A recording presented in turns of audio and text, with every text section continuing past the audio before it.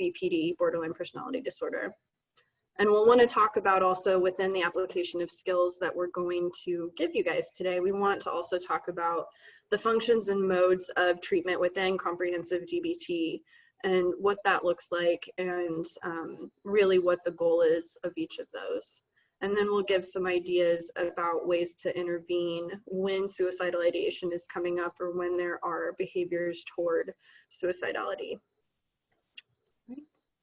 And given that, that's a lot of information in a short amount of time, so we are going to do the best we can to give you guys very clear and concise information. And just like Sam said, you'll have the slides or the recording of this sent to you after. And if there are any questions, there will be time for that after as well. Great. All right. So just getting started with some of the statistics around suicide and self-injury.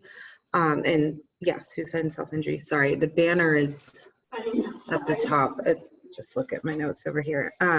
So this is, a very serious issue in terms of what plagues our clients with BPD and struggle with emotion dysregulation. As you can see from these numbers, that suicidality comes first and foremost with a lot of our clients who are struggling with BPD.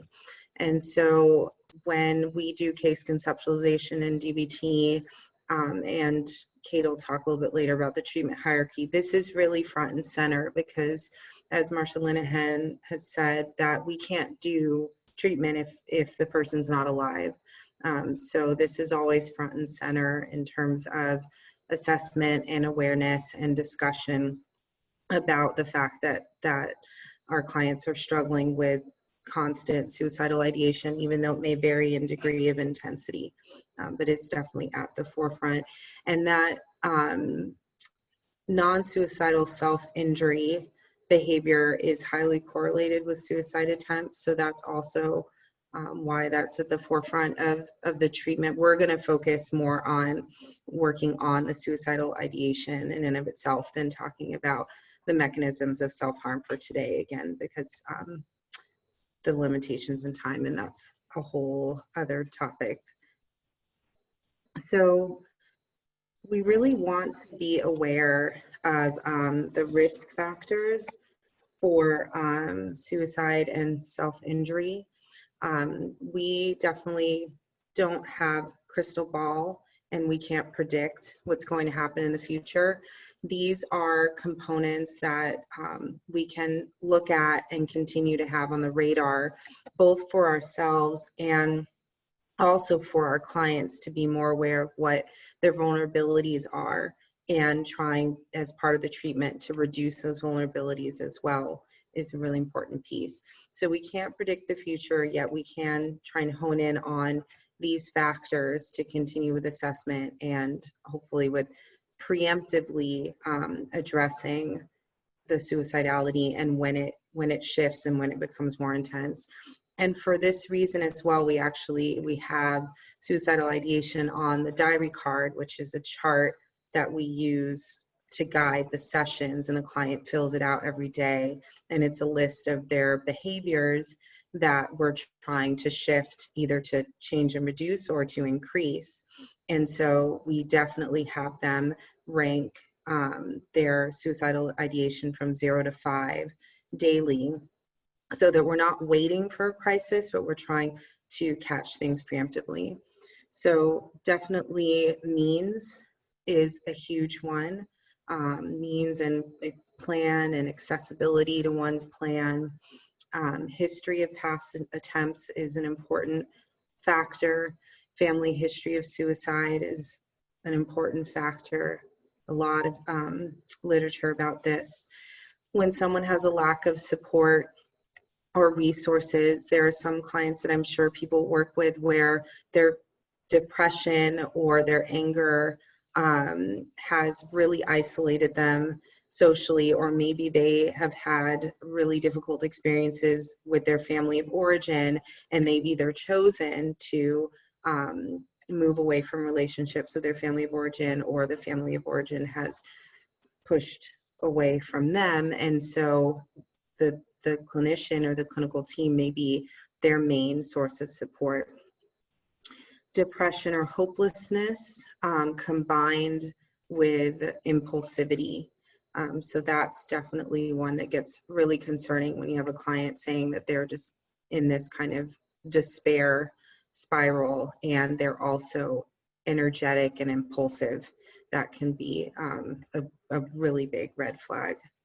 Comorbid diagnoses of depression and BPD, history of self-injurious behavior, like we said before, of course, any kind of antecedent of stress, and recent hospitalization or discharge as well can be a time where clients are more vulnerable, and that's why it's so important to try and have a really solid discharge plan.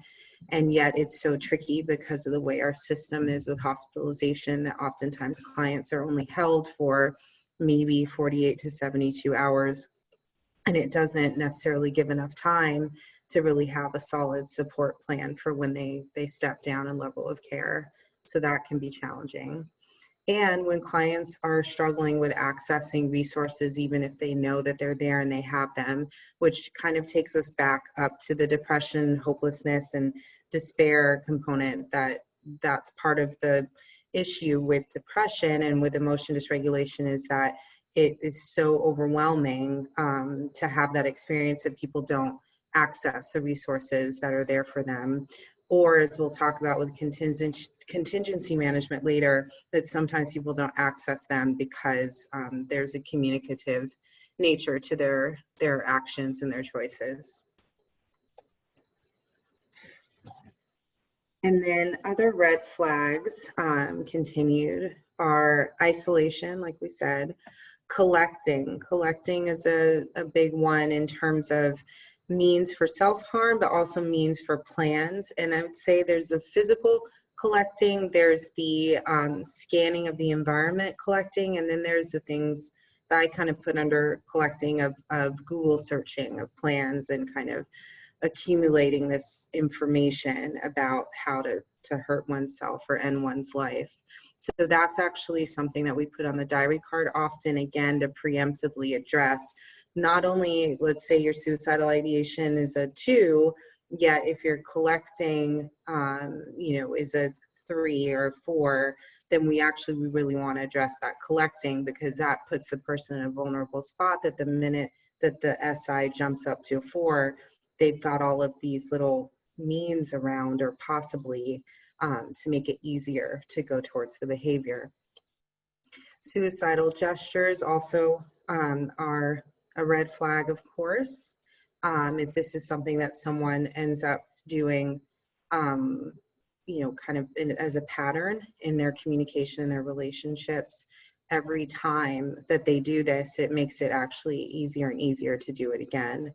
And then sudden recovery or relief from depression, which ironically, we wouldn't think that was the case, but we hear from a lot of our clients also who have comorbid bipolar, that when they come down from a manic episode or when people are coming out of a depressive episode, that a lot of times things in their life have ended up falling apart in some ways, or just become neglected, and they have to face putting things in their life back together, and that can feel overwhelming. All right, so Kate's going to talk about building a life worth living.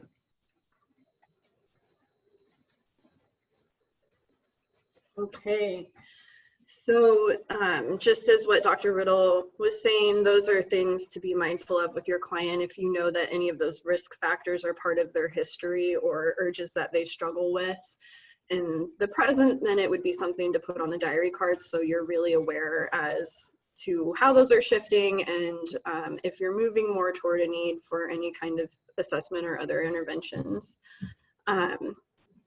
So what the goal of DBT is to build a life worth living. DBT isn't actually a suicide prevention program, as some people may feel, because a lot of people do come to treatment to work on these urges. or past behaviors surrounding this. It's really the goal of DBT is to build a life worth living, which is going to in turn move us away from feeling like the only option to manage the intense emotional pain is to harm ourselves or kill ourselves.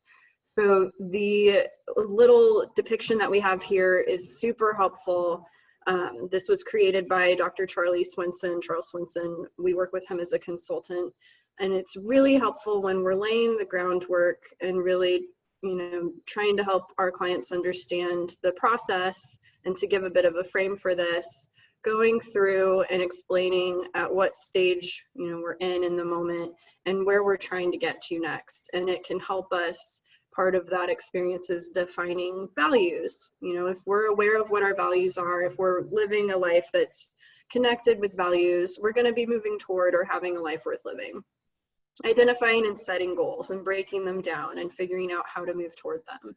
Building relationships, repairing relationships, maintaining relationships. Those are important aspects to having a life worth living. And doing this very important piece of work called building mastery. That gives us a sense of self-efficacy and purpose and competency. And if we're doing something each day, meeting ourselves where we're at, if we're feeling more depressed, if our clients are feeling more depressed, building mastery may look like getting out of bed versus days that we're not as depressed. It's going to look like completing all of our assignments for therapy on time. Staying connected with people and following through on plans. It's going to look different. So with this depiction, it can be helpful to go through that to show that when somebody's really struggling with suicidality, they're most likely in stage 1 of treatment. So there's severe behavioral discontrol, and the goal is going to be to acquire skills to really get that experience under control. And you'll see inside the house of treatment, it outlines what that looks like. And it has a ladder up. And the idea is that when you're in that kind of hell, is how it's really depicted with the fire, the ladder can get really hot from all that heat. It can be that you start to climb up and you jump off because it's too hot. It's a process. And I think it's helpful sometimes to share that with your clients, to let them know that just as we climb up the ladder, we might climb down a few rungs on the ladder, and that's part of the treatment process. We're trying to move to stage 2. It doesn't mean it's linear. It doesn't mean we don't need to kind of recalibrate and figure out a new skill plan, but it's, I think, a really helpful depiction to go through with your clients. And ultimately, at the top is you're going to have an expanded awareness and really have the capacity for sustaining positive emotions. Right. Why is it not letting me go to the next slide? What did you hit, Riddle, for?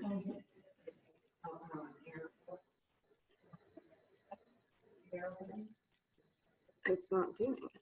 Oh, there it is. Okay, got it. So within behavioral dysregulation, severe behavioral dyscontrol, really what's going on at the crux of it when we're working with chronically suicidal patients is going to be that there's this intense dysregulation with emotions. There's a feeling of being out of control with our emotional experience. And that is what, when we're unable to regulate emotions, when we don't know what to do with this really intense and high sensitivity, high reactivity to emotions, then over time that becomes pervasive. That experience is going to lead into other areas like our relationships, the way that we think about things, the behaviors that we engage in, the way that we think and feel about ourselves. And what happens is that you'll see the bullet point of that we start to feel really out of control. And that is inevitably going to lead to behaviors that the function of those behaviors is to feel like we're in control. And that might be self-harm. That might be behaviors toward suicidality. And over time, when we continue to engage in that and continue feeling out of control, especially with our behaviors that we feel like might be getting control, but they're actually making us feel more out of control, then that's going to lead to hopelessness. If you're stuck in this cycle where things feel intolerable and your best efforts to manage it are making things worse in different ways, you're going to inevitably start to feel very hopeless. And then you see the last bullet point is that over time, when you constantly feel hopeless about things changing, you've been trying different things, even though they're ineffective, they may be the only thing that you know to get you even momentary relief, that's going to potentially move into suicidal ideation, where it feels like the only option out of this, out of that basement that's on fire, is to kill yourself. So the goal of emotion regulation is that we want to be able to better understand our own emotional experience, and then to have some options for how to manage that in a way that's going to move us toward that life worth living. So the idea is that we want to decrease or potentially increase, depending on the emotion and what we're targeting, physiological arousal associated with the emotion. We want to work on, within emotion regulation, reorienting attention to the present moment, to the parts of our experience that are going to help us to figure out what do we need to do next to most effectively not have this get worse. We want to really work on reducing mood-dependent behaviors. So this is, we all do it. It can get really tricky or dicey, though, if this is the way we typically operate, is engaging in mood-dependent behaviors where we're just kind of going with whatever our emotion wants us to do. If we're feeling depressed, we don't want to get out of bed, so we're going to stay in bed. And over time, if that's the go-to, then we're probably going to move more toward hopelessness and then move into suicidal ideation. We want to work on experiencing emotions and being able to experience them without escalating to the point where perhaps we need a pretty serious intervention or an evaluation for the hospital. We want to experience emotions without blunting them or trying to block them, because either way, that's not effective. We're not really moving into that sense of emotional control or emotion regulation. And we want to work on organizing behavior in the service of non-mood dependent goals. So if we're having the urge to stay in bed, if we're feeling more depressed, we want to have skill plans set up and ideas of how we're going to address those moments as they come up to help us to stay in line with our goals, which might mean the DBT skill of opposite action. I'm noticing what my emotion is trying to get me to do. I'm noticing that it's not effective, and I'm going to do something different. Okay. So we in DBT, if you are familiar or aren't, we follow a treatment hierarchy. And this helps us, just like Dr. Riddle was saying, the way that we figure this out as far as the things we're going to talk about first in session is by looking at the diary card together, that record that clients use to track the behaviors that they're working on increasing or decreasing. And we're going to look at that together to see how, since the last session, have things been going, so that we know where to plug in, how we're going to structure our session based on what's been coming up for them. So the treatment hierarchy is split into 3 levels. So level 1 is life-threatening behaviors. This is where you would see in non-suicidal self-injury behaviors, like if a person struggled with cutting, you would have this in level 1. This is, of course, where suicidal ideation would be, or any behaviors towards suicide. Level 2 is therapy interfering behaviors. So any behaviors that are kind of barring the way or getting in the way of engaging in the treatment.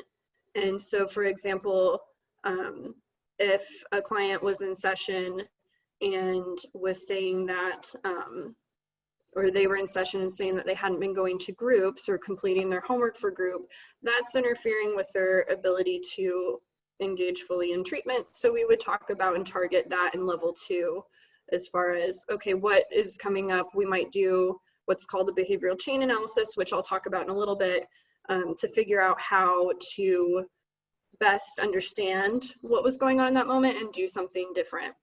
Level 3 is quality of life. This is where anything that's really impacting their quality of day-to-day life, that will be talked about in level 3. And so if you look at a diary card with a client and their suicidal ideation has increased since last session, we're going to talk about that first. That's level 1. Before we talk about, let's say, that they isolated with their phone over the weekend more than what we talked about. And within that, within comprehensive DBT, there are functions and modes of treatment. These really kind of help us to structure the treatment to fully make sure that we're addressing each of these functions. And the first function is to enhance the client's motivation to change. So within pre-treatment, they come in addressing what they're going to work on and establishing commitment. And then once they get in here, we want to help them keep that motivation up to do this work that's very difficult and to change. And we work on that in individual therapy. We also, one of the functions is that we want to enhance the client's capabilities. So help them to have more options for how to manage this. And that is the mode of treatment that helps address that is going to skills training group, where they're going to go through the different modules of DBT that look at the acceptance-based skills and the change-based skills to help enhance their capabilities. We also want to work on generalizing to the natural environment. We do that through phone coaching, which Dr. Riddle will talk about what that looks like in a little bit. It's to help in the moment really kind of address what's coming up and help them find their footing with skills so that they can more likely do that on their own in the future. Another function of treatment is to structure the environment. This may be done with case management. Family sessions are often a big part of this because it does really involve everyone that's in the client's corner or their life as far as support and you know, who they might be living with or who they're communicating with or who's supporting them in their work. It's important to have sessions or some kind of communication to talk about how perhaps what they are or aren't doing is contributing to clients' skill or non-skill use, which we'll talk about that later too with contingency management. And then we also want to enhance therapist capabilities and motivation, and we do that through, in comprehensive DBT, several consultation team meetings. We have a couple a week here that we sit on where we all come together and talk about things that are coming up that this might be how we're approaching it, and it's so helpful to have other people to say, have you thought about this, or to help us navigate with each client and help enhance our motivation. And then medication management and, if needed, acute psychiatric hospitalization. Okay.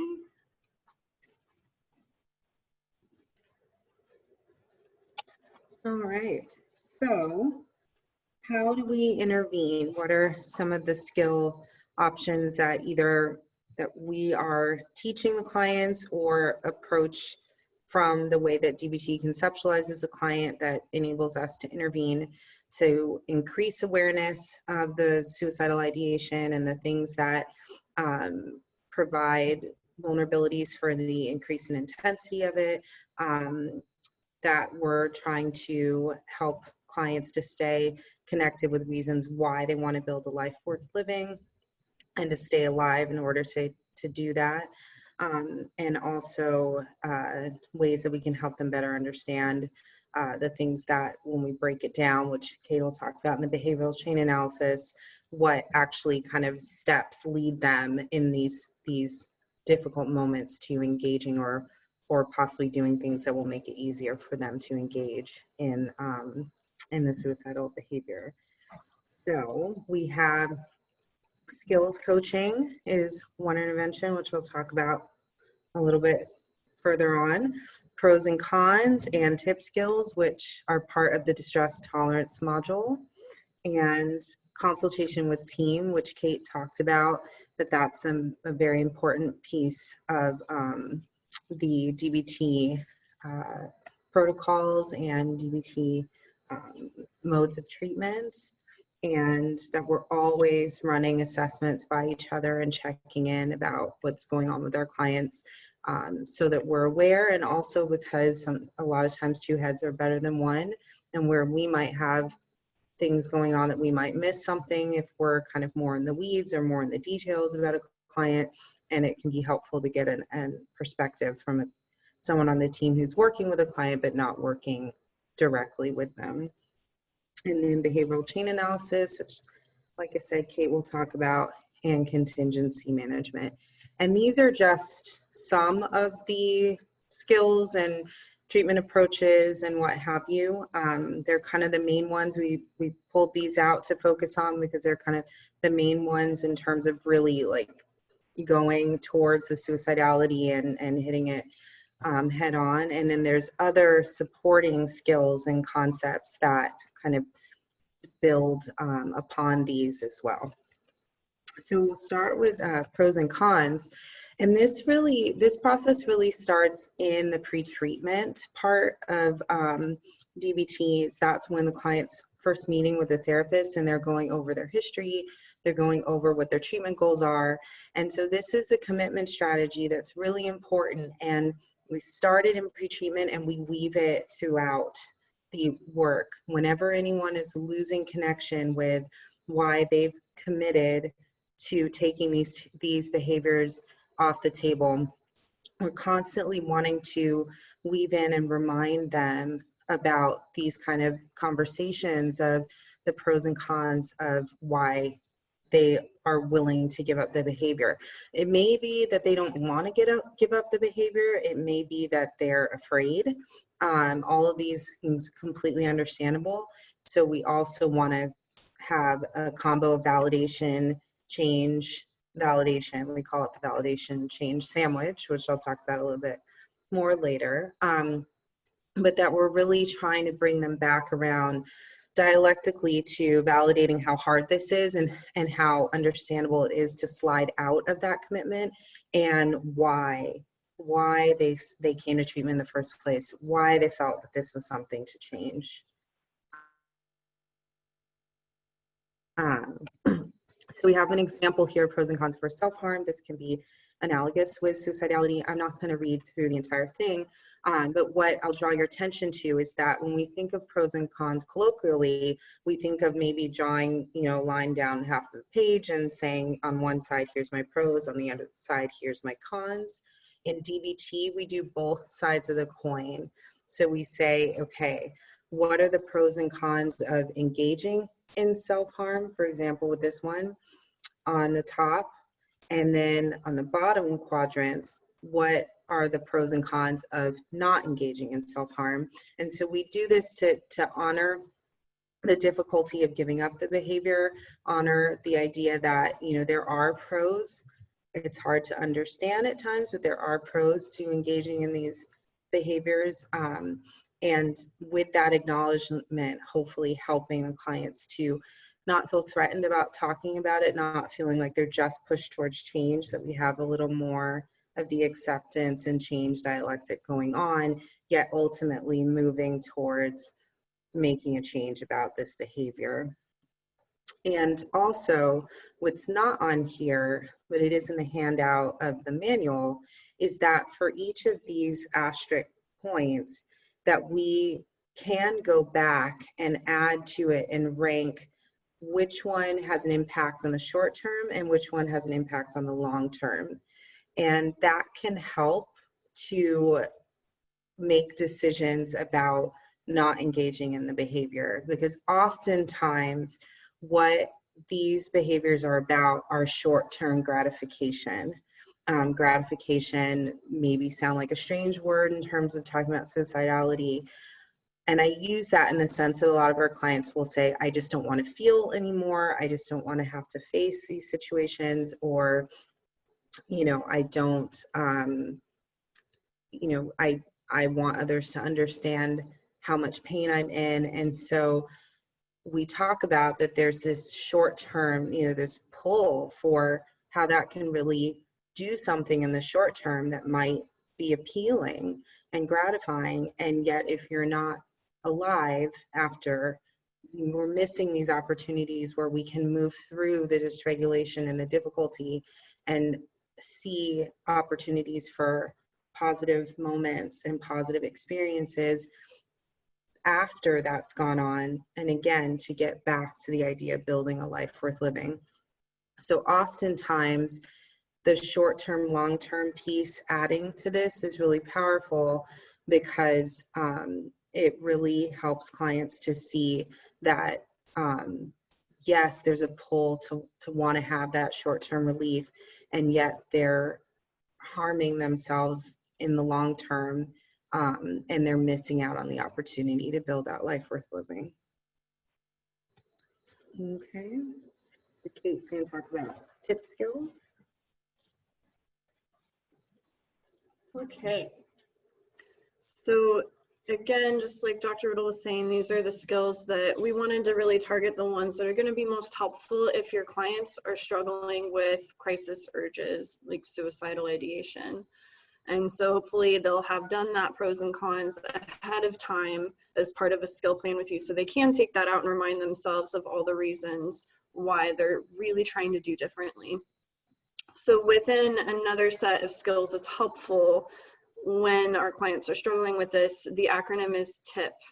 And these are skills that are meant for managing extreme emotions. They're really about targeting body chemistry to help very quickly have us come down from a very dysregulated state. And ways that might be indicators to tell you or your client that this is the time for a TIPP skill would be if they're feeling very, very overwhelmed, if they feel like they can't get out of emotion mind, which means the state of mind where you're totally absorbed by the emotions. You're not able to think about fact. You're just purely driven by the emotions. If you have really high urges to engage in target behaviors, like behaviors towards suicidal ideation or self-harm, those are all markers that we want to go toward these skills to help us reduce dysregulation quickly. And then we would go on to other skills to help to maintain that and continue tolerating the distress. But these we're going to go through with you because that's really the starting point when we're at this place with our clients. And so the T in TIPP is for temperature. There's a lot of research showing that very cold temperatures can help to really switch our body over quickly. There's something called an ice dive where you put your head into a bowl of ice water up to your hairline and you hold your breath for 5, 10, 15 seconds, come up, take a breath, go back down, do that a few times, and that's going to trigger what's called the diver response, which is where really emotions are kind of put on the back burner because your body and brain thinks that it just jumped into freezing cold water. So the most important thing is going to be to survive that. And that means emotions really kind of get shut down for a minute and blood gets rushed to all your vital organs to help keep you alive. And that can help us get our brain back online as far as bringing in a little more of the facts of the situation and not be so absorbed by emotion. And if you don't have the ability to do an ice dive, or if your client struggles a lot, maybe things come up when they're out and about, you can have them have an ice pack on them, one of those breaking gel packs or something, or find a way to get ice water, go to the bathroom, splash cold water on their face. There's lots of variations of this that can also be helpful. The I is intense exercise. Emotions create a lot of energy, and so we want to do something with that. We know that energy just doesn't disappear, and a lot of the functions of behaviors that clients are working on is to get that emotion out or to get relief from whatever they're experiencing in their body. And so intense exercise can be a much more effective way to help to get that energy out. So some examples are jumping jacks, planks, wall sits, burpees, where you do a jumping jack and then go down into a push-up. Those things can be helpful. Paced breathing can also be helpful. The idea is that we want to try to reconnect with our body and the present moment. And so it can be helpful to have a structured breathing practice where perhaps you breathe in for 4 seconds and then hold for a couple seconds, then exhale for longer than your inhale. That's important. That can help the body to switch over to the parasympathetic nervous system more quickly. And the second P is progressive muscle relaxation. And that can be paired with paced breathing to, again, help give you an anchor to your body and to the present moment. And also can help with the tensing and relaxing of muscles to not only feel grounded, but to start to cue to your body what it feels like to relax and bring your attention to that, which can help to start to bring down dysregulation. So I go into more detail in the next couple slides on TIPP skills. For the sake of time, we left that in there for you to look through. You will get sent this. We're not going to go through it today, but just wanted to give you a quick rundown of what TIPP is and some options for how to use it. So now I'm going to turn this over to Dr. Riddle so she can describe a super important mode of treatment, phone coaching. Okay. So phone coaching is the part of DBT treatment where you're able to interact with the client in a structured way outside of session with the idea of trying to catch things as they're coming up instead of waiting a week to go over it again in session. So there's a lot of information to go over about how to set that routine and structure up and explain kind of psychoeducation with clients about this, and how to kind of have that be in your practice, whether you're a DBT therapist or on a team or what have you. So we're not going to go into that today, but just to let you know that the idea of this intervention is, again, to try and catch things as they're going along, as the client's going along in life. So the idea is that they will call, it's supposed to be brief, like 15-20 minutes, and say, I'm having a difficult situation with X, Y, and Z stressor. These are the thoughts that are coming up. These are the emotions, the action urges, body sensations. So we kind of run through those things, which you'll also see Kate talk about as a component of the chain. And then you brainstorm about what are some skill options that you can try. And oftentimes, as the person is learning about skills, this will start with a short list, and then they'll grow, and their toolkit will grow over time. And the idea with this and calling for coaching, we talk all the time about understanding the signs of when you need to call for coaching so that we're just not making the situation worse, and trying to get through without going into a complete crisis, or hospitalization or what have you.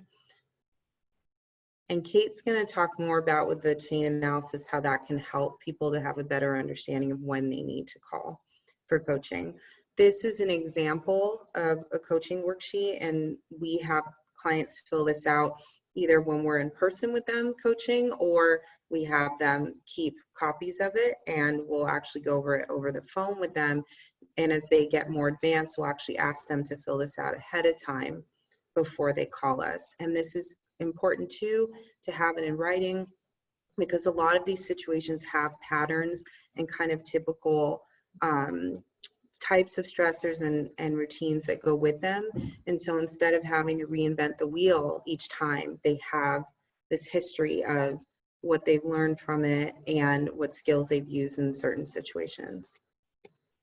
And I spoke briefly about validation, that it's really key in trying to help people to move into change. It's really key in terms of helping to decrease dysregulation, that when people feel understood and heard, validation doesn't mean we always agree, but it's more of expressing an understanding of one's experience for themselves, that they're going to be more open to hearing about the idea of change than if we start with change.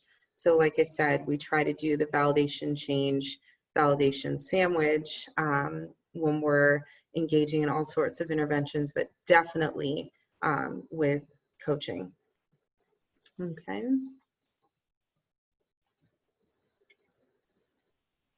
All righty.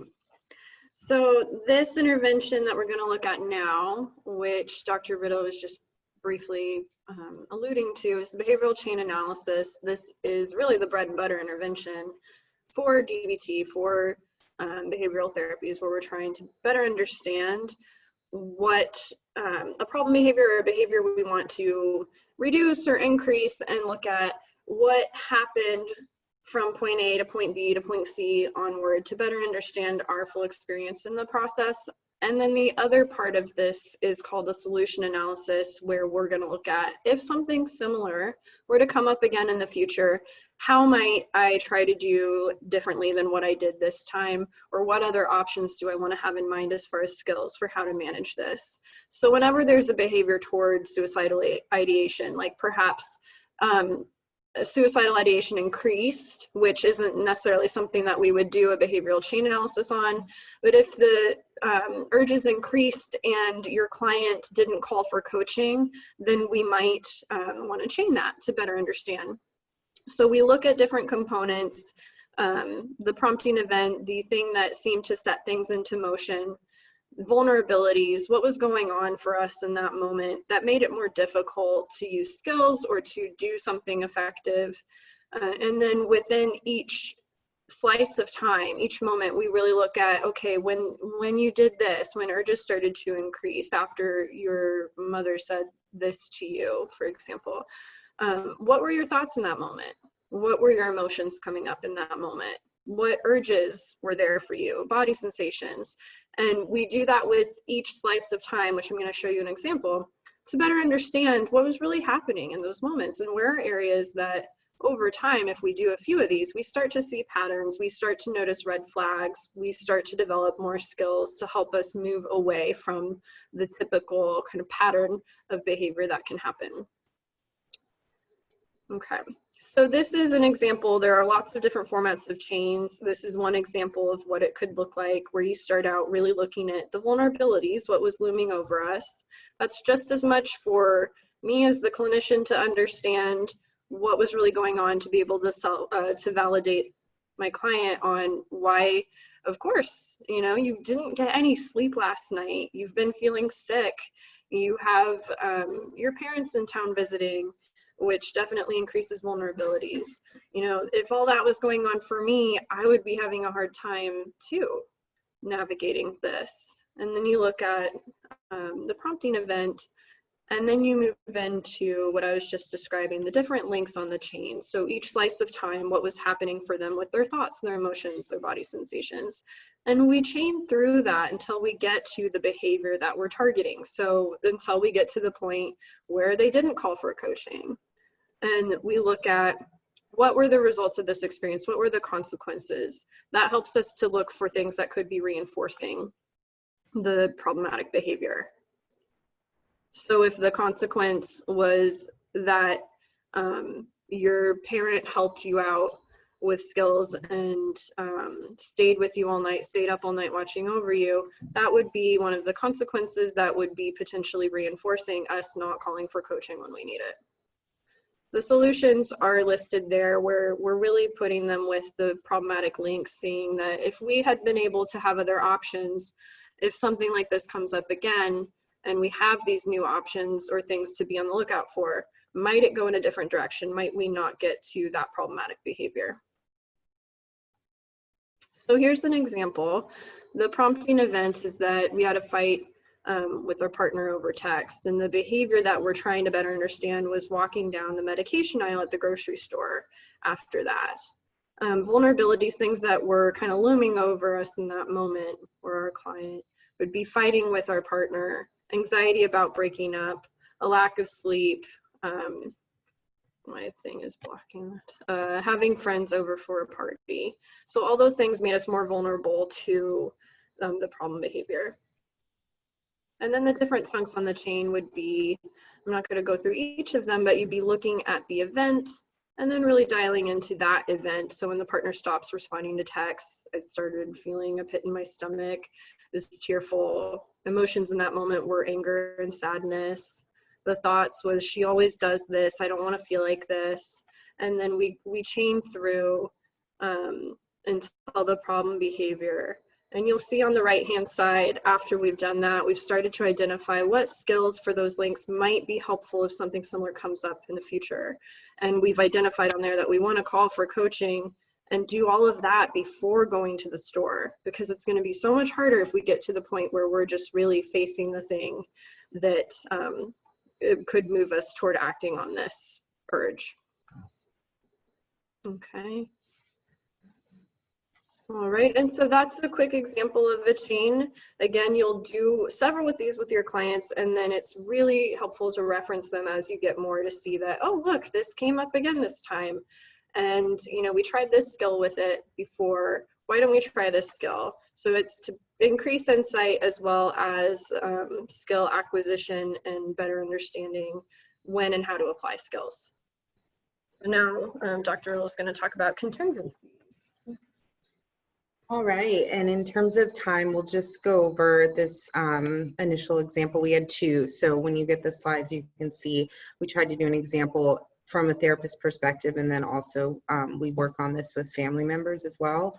So the contingency management is important because a lot of times family members, people in the client's life who care about them, and the therapist as well, we end up inadvertently reinforcing behaviors that we actually want the other person to change, that we've decided upon in the treatment plan together that they're going to change.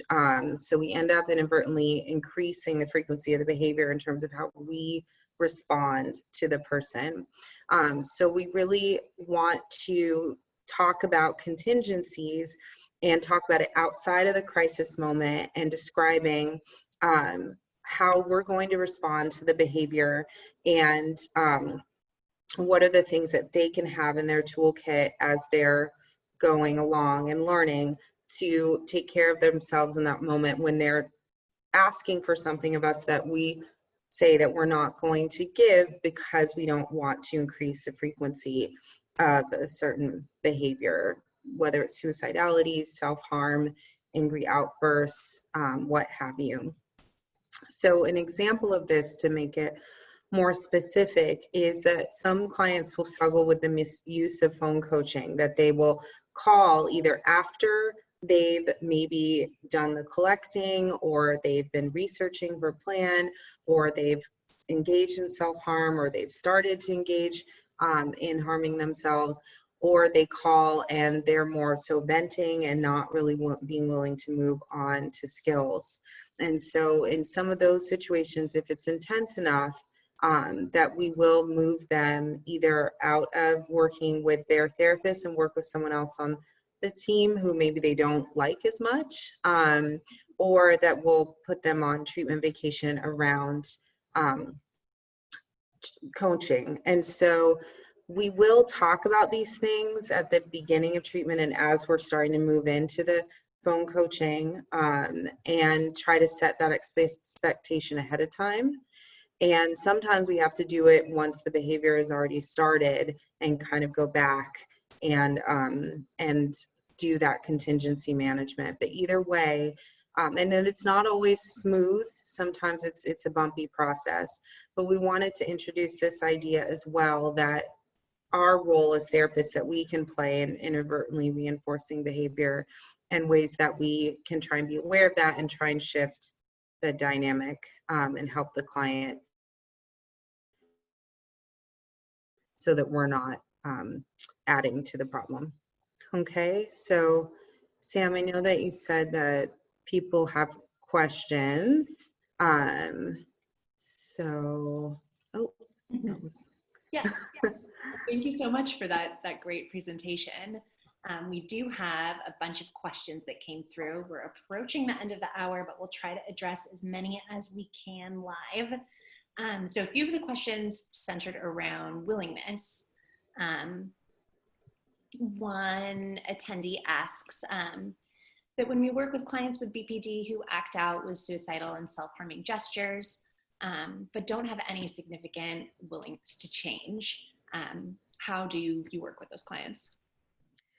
That's where the pros and cons and the commitment strategies are really important. So you may be essentially in like a pre-treatment state for quite a while, and that's where motivational interviewing techniques come in too, because they're not bought in at that point to the idea of the treatment, and so it's continuing to work with them on that.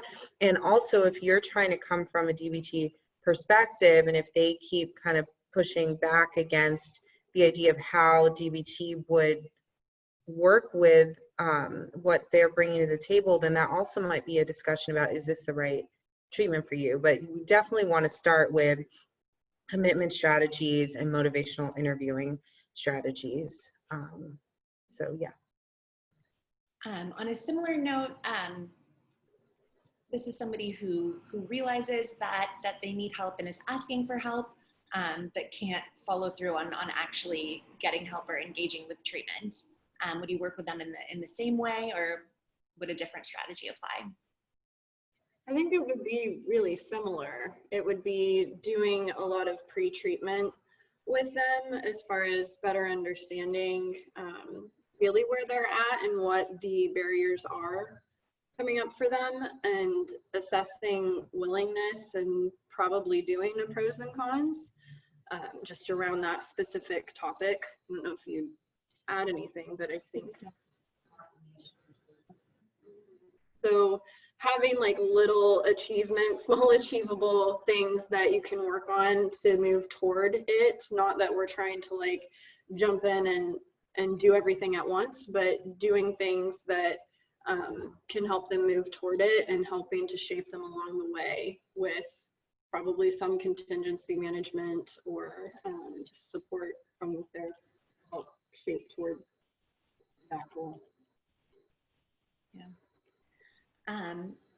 Do you have any suggestions for modifying the TIPP skills for individuals with chronic pain or chronic illness that may limit their ability to exercise?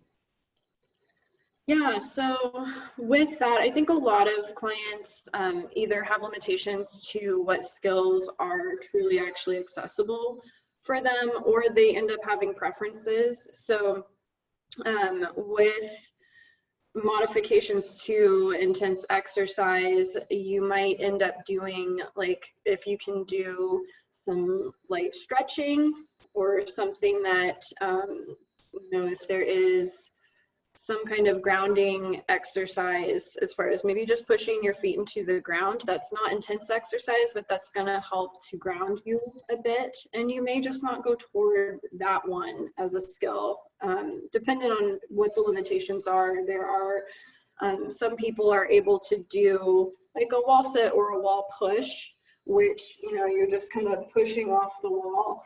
And you know, if you're able to do something like that, that can be an option. You don't have to do like a full plank or a set of push-ups. That's hard for most of us to do. So if you do have limitations, you can adapt it in that way. Great. Guess we have time for one very quick question. Would you include a history of trauma or physical or sexual abuse as a risk factor for suicide? Oh, yes. Yes, absolutely. Absolutely. Okay. I mean, if someone has consistent flashbacks from PTSD and dissociation, you know, on a regular basis, if they have a poor sense of self-worth and self-concept from the trauma, I mean, yeah, there's so many ways. We are heading toward the end of the hour. Thank you so much for attending, everyone. Sorry we didn't get to all of the questions. We'll do our best to answer them afterward. And you will get an email after we end with a link to the evaluation. When you fill that out, you'll get your CE certificate and a copy of the presentation. And with that, we will sign off. We really appreciate your joining us today and hope to be in touch with you all. Please feel free to reach out with questions at any time. Thanks so much, Kate, Dr. Riddle.